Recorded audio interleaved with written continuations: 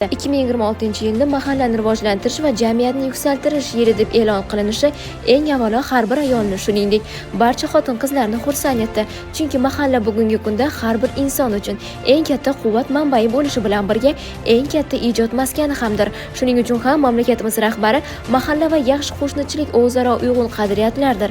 Ular jamiyatda insoniy va ijtimoiy kapitalni yanada boyitishga beqiyos hissa qo'shadi deya ta'kidladi.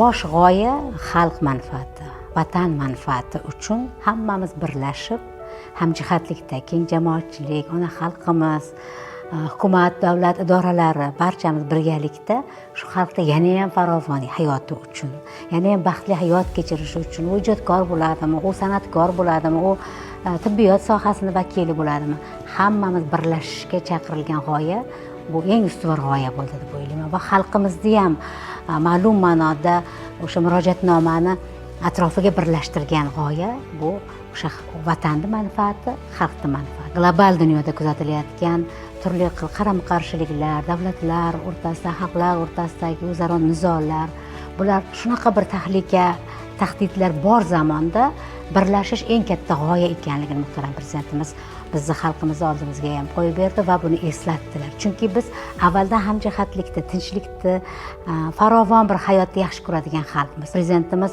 so'zlar ekanlar, alohida urg'u berdilar. Biz uchun hayot tarzi qo'shnichilik. Lekin prezidentimizning murojaatnomasida bu siyosiy darajani egalladi deb o'ylayman. Sabab biz qo'shnichilikni qattiq ushlagan millatmiz, xalqmiz va mana shu qo'shnichilik bu demak davlatlar o'rtasidagi umumijtimoiy, umumsiyosiy, global bir aslida qadriyat ekanligiga urg'u berdilar. O'zbekiston degan katta davlat dunyo davlatchiligida ham 3000 yillik tarixga ega bo'lgan, juda katta ma'naviy, ma'rifiy tamaddunga hissa qo'shgan xalq, ilm ma'rifatga hissa qo'shgan xalq, tibbiyotda alifbosini yozib qo'ygan xalq. Dunyo adabiyotini oladigan bo'lsak, bizni o'zbek ijodkorlari yaratgan manbalar bu dunyodagi umumijtimoiy, umuminsoniy hamma g'oyalarni ilgari surishga xizmat qiladi va Hazrat Navoiydan deymizmi, Hazrat Rumiydan deymizmi, umuman Turkiya xalqlarini birlashtirib turgan g'oya adabiyotda ham bu hamjihatlik. O'zaro, masalan, Hazrat Navoiy Farhod va she'rida nimani ilgari suradilar? Albatta xalqlarning tinchligini, o'zaro hamjihatlikni va butun bir xalq birlashsagina katta davlat va katta millatga aylana olishini ilgari suradi. Fozil jamiyatlarni mana shu adabiyot ahli xalqqa taqdim qiladi va targ'ib qiladi.